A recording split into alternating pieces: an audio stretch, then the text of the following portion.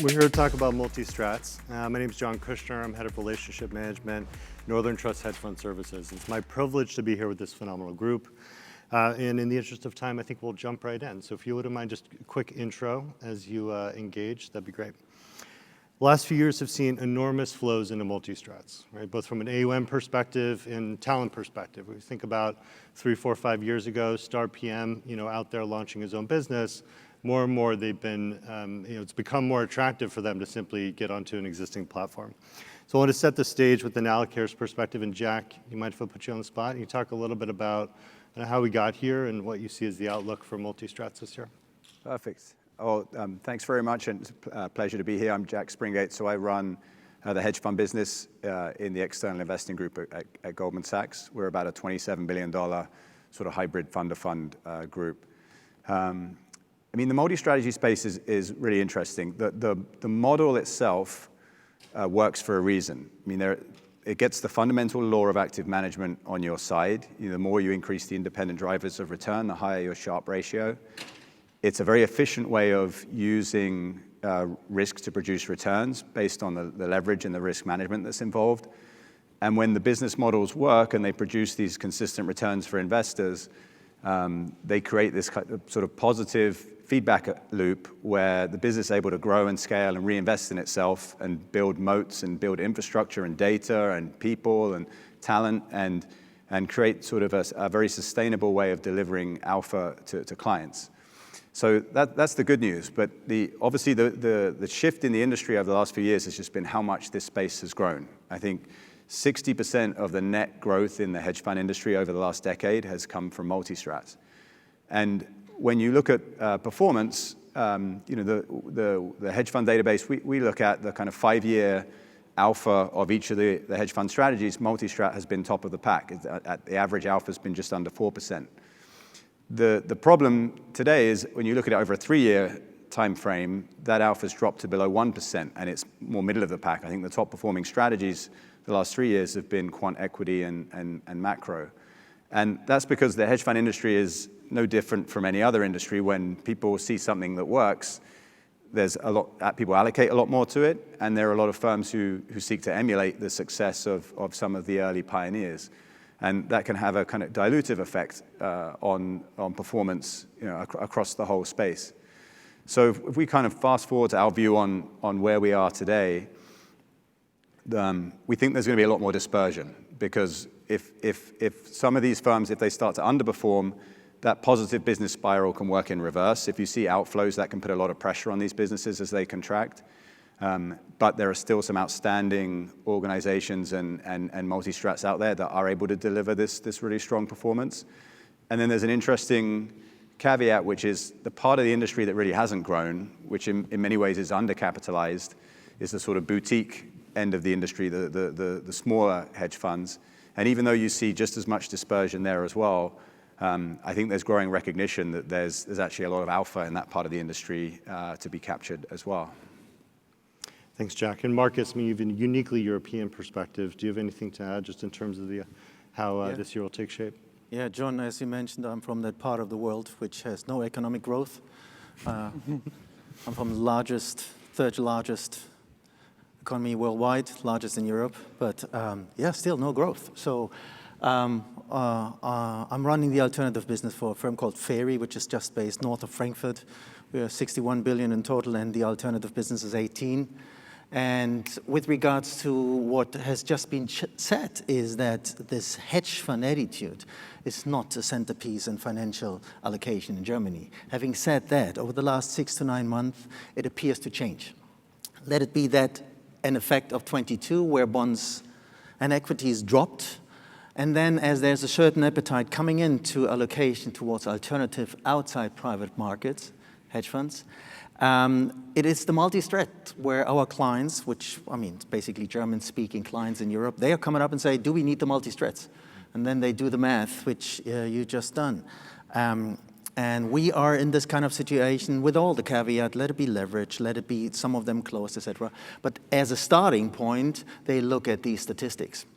what we always try to encourage is that this does not have to be all over the place. So multi-strat is not the final name in terms of you need it and nothing else. But as a starting point, that's very important. But for us, it's important that this is educative element with our German-speaking clients is a starting point where you guys are way ahead.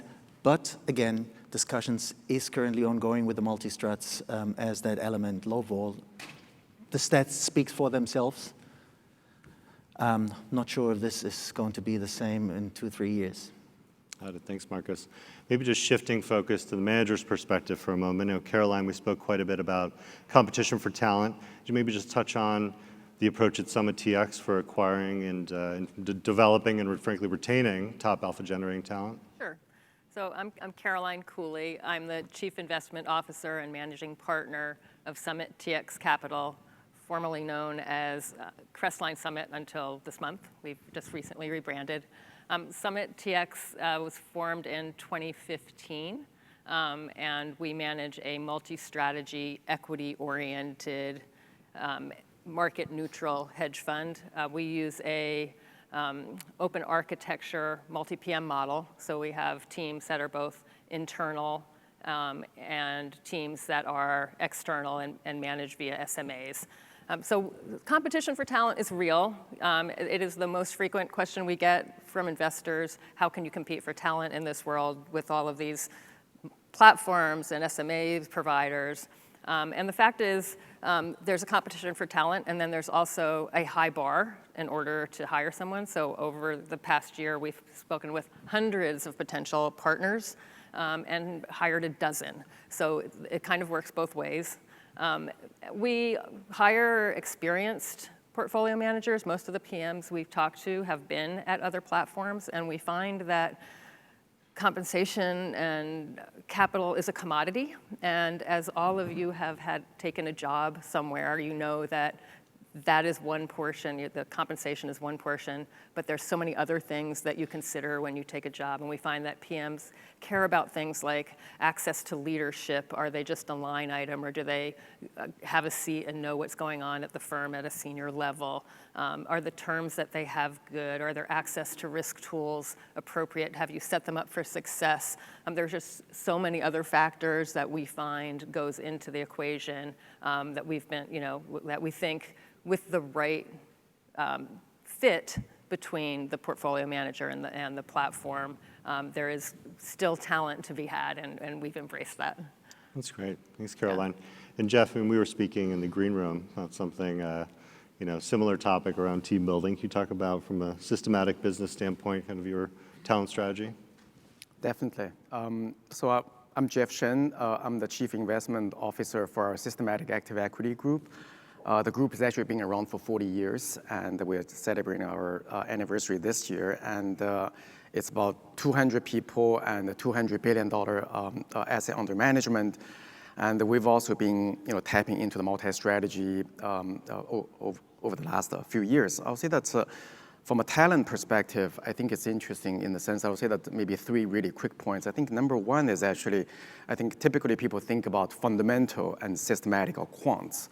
I think that distinction may very well be interesting and relevant, but at the same time, I think it's slightly dated. I think maybe the potential interesting way to think about from a talent perspective is who is modern, who's a little bit old-fashioned. I think the world is changing rapidly, so I think they're modern quant, they're modern fundamental investors, but they're also old-fashioned quant and old-fashioned fundamental. So I think that's probably from a talent assessment, that's number 1. We want to make sure they're modern. And the second one is that I think I want to come back to Caroline's point. I do think the culture is a very important point. There are people who are very happy with a small pot, but there are also people who are very much excited about being able to collaborate with other people and get a bit more of a culture that is open, that is actually, that you're going to learn a lot from each other. So I think that's an important attraction for talent. And I think the last one on talent is I think this is certainly a hedge fund conference, but I think you got to think about the modern talent is got to be able to work with a large language model or generative AI. So I call it the talent probably will need to become more synthetic, if you will, because I don't think that it's basically the lawyers who use AI versus lawyers who don't use AI, and I think that applies for investment as well. So I think how do you work and leverage and being able to really do above and beyond with development in AI, I think is also a key element of the talent. Thanks, Jeff. Shifting focus for a bit, fee alignment, always top of mind for allocators and managers. Marcus, perhaps I could put you on the spot. How should investors think about balancing the reality of significant costs it takes to just run a multi-strat platform with fee structures and return profiles? Yeah, just reminding everybody that I hold a German passport. I was raised with two things, no war and no inflation. So we had inflation. Inflation is price increase. So there's one element which Germans don't really like, which is price increases, fees, et cetera, et cetera. So on a precise note, if you come in and you had good success and you raise prices quite intensively, then this is probably something absolutely ripe for discussions. The split net gross, obviously we all know the numbers, is something to talk about as well, which still does not reflect that if you have this excellent product, as talked about, you can charge these extraordinary fees, which goes down because people pay for it. Going forward, I think you still have to distinguish between certain jurisdictions. If you look at the ticket sizes of some of the biggest allocators worldwide, the will of paying these kind of fees, I think, is going to drop to some extent. And we've seen over the last 15 years, in particular, performance fees staying at a pretty stable level and management fees coming down. And I think this is an element of negotiations. Again, Central Europe, Central German speaking, there is a sensitivity to lower fees, which at the end of the day is a negotiations. And if we are right that there's a certain increase to hedge funds from a European base, then there might be the willingness to negotiate on both sides. Most importantly, as long as these stats stands where they are, there's an asymmetric power supply in terms of who can charge fees.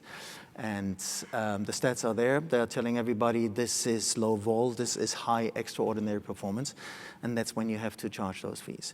The question is, and this is the route we go down, we go to the second tier, second level, which does not mean that the starting point is negotiating for fees, but it is an element where, and Caroline is probably in that particular corner which we look at, because that gives you a certain niche at a different level, and you might even be able to negotiate fees at a different level and don't have to accept what they put on a plate. Caroline, what are your thoughts? So I think I want to shift the conversation when we talk about alignment and talk about structure of fees rather than level of fees, right? So it's what are you paying for, first of all? So if you are going to pay fees, you want to be paying fees for performance, and you want to be paying fees for alpha, not beta. And in the current market, maybe you want to be paying fees for alpha, not cash returns. So I think there's a push for managers to offer performance fees that have a hurdle. We've adopted that for all of our funds. All of our funds have the option of being charged with a hurdle or without a hurdle. And so I think, and then also just kind of if you think about the platform, one of the reasons that fees have gone up is that the talent gets paid as opposed to the old model where there's one fee and then the talent didn't get paid. And the reason this has happened is because it kind of incentives drive behavior and it helps the returns on a net basis. So anyway, again, I think investors should focus on, are they aligned? Do the fee structure fit for what you're paying, what you're trying to achieve? And it's not just the level, it's the structure. Thank you. Looking further ahead, let's say the next 3 to 5 years, if you had a crystal ball, Jack, what trends will continue or what new trends might emerge that will shape multi-strats in the years to come? Well, I don't have a crystal ball. I've learned I'm not very good at these long-term predictions, but I'll have a crack at it nevertheless. I mean, the hallmark of the hedge fund industry is just how dynamic and how competitive it is. We often liken it to you're kind of standing on an escalator and it's going down. And if you're doing the same thing today as you were 3 years ago, 5 years ago, you're not as good as you were 3 years or 5 years ago, even if you've got a disciplined process and doing the same things, because everyone else around you is getting better and innovating and so on. And that's acutely true in this space because the rewards are so high and there's been so much growth in the last few years. So I think if you look at it from the lens of the multi-strategy hedge funds who are reliant on bringing talent in-house, there's going to be a high burden on how they develop IP, like how they develop those sustainable sources of advantage. And I think the two areas that kind of stand out that firms are going in, one is how do they actually develop talent internally themselves so they're not always dependent on hiring from the outside and getting into that kind of price war. And the second area, which I think is interesting, is how they're developing kind of quant capabilities. And even to the extent some of the quant firms are developing multi-strategy capabilities. Because the quant space is obviously where there's a huge amount of innovation. There's the ability to harness technology, all the dynamic trends that are going on. And once you develop signals that are alpha generative, you can scale them without the same types of talent price pressures as through the PM acquisition model. So I think that focus on IP sort of development within organizations to compete is going to be really important. The other thing that's interesting is that if you look at kind of the top 4 multi-strats by size, 3 of them are pretty much hard closed or even returning profits, and 1 of them is growing. And the way that one is growing is through essentially doing what we do in our group, external allocations, and similar to what Caroline's business does. And I think that really speaks to the opportunity set in this kind of boutique part of the hedge fund industry. And I think we're going to see a lot more of that. The two advantages multi-strats have, I started with the ability to have a wide range of drivers of return and the ability to have an efficient implementation model to access those through essentially a managed account structure that you can leverage and risk manage. There aren't any moats around that. That's something that lots of allocators, other hedge funds can develop. So this is a big trend that we're seeing within the industry. It's a big trend within our business. So increasingly, the way we're seeing kind of portfolios evolve is trying to deliver clients the best allocations to the best of the best, the top performing multi-strats, the top performing institutional hedge funds. But then around that, actually having managed account exposure with smaller funds, with boutiques, co-investing more, just being able to much more dynamically access that part of the industry that is undercapitalized, that people haven't focused on as much for the last 5 or 10 years. Thanks. Jeff, crystal ball? No ball. But I'll say that maybe a couple of things for consideration. I think number one is I think size is bad, but scale can be good. So just because you're running a large fund, it doesn't mean that it's going to necessarily be good. But I think scale is actually quite important, and I would actually argue that scale is increasingly becoming a bit of a necessary condition, not necessarily sufficient, but necessary condition for success. Now, let me just go a little bit deeper on scale point. I think the amount of data that a manager or a platform, a multi-strategy are consuming is how much money is being spent on data, given that the amount of time we've been here, 20 minutes, I think the amount of data we generated is probably more than what the human race has to actually produce in the first couple of thousand years. So there's abundance of data. Then there's also think about scale is to think about what is the mindset, what is the mental framework people use, if you will. How many algorithms are there out there to think about? Is this really using the abundance of scale out there, if you will? If you can think about human or star PM or star trader is actually really one algorithm.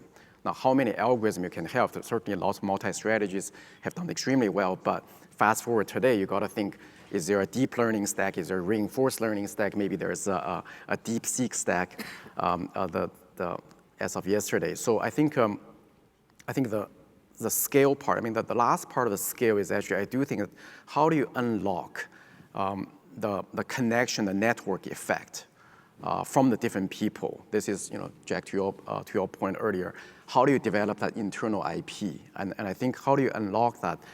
That's really where I think the scale can potentially can potentially excel. So I think scale, I think it's going to be critical. I think the second one is I do come back to a little bit. I think we are in a golden age of innovation. I think if you think about the disruption of whether it's transformer, whether it's DeepSeek, or whether it's development of AI in general, I think it's got to be an era where I think this mindset that there are only so many people out there, we got to pay them a lot of money so that they can generate alpha. I think that mindset is limiting. I think we're in a golden age where if you can actually use a large language, I mean, I'll give you one specific example. We just had our research workshop last week.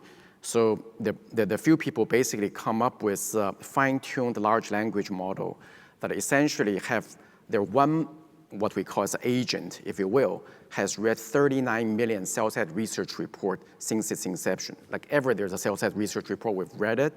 And so that's a super agent. Then there's another agent that actually has listened to every conference call transcript or conference call ever. And the big thing is voice to vec, which is try to listen to the tonality of the conference call transcripts. And then there's another bot which has actually read all the financial news ever. So if you think about these three bots, and then you can think about, okay, invest as if you're Howard Marks, maybe invest as if you're Shaq, whatever the style you want to fine tune it. That's a potential abundance of potential alpha, and you can say maybe it's just a dumb bot and it doesn't, but I think the bar is rising dramatically. And it's also the one that from an allocation perspective in terms of how do you deliver alpha, what is beta, I think there's a lot of things you can fine tune. So I'm actually quite confident on the future of the potential source of alpha, especially if you can deliver scale, if you can deliver innovation in the AI tools that we actually all have at abundance.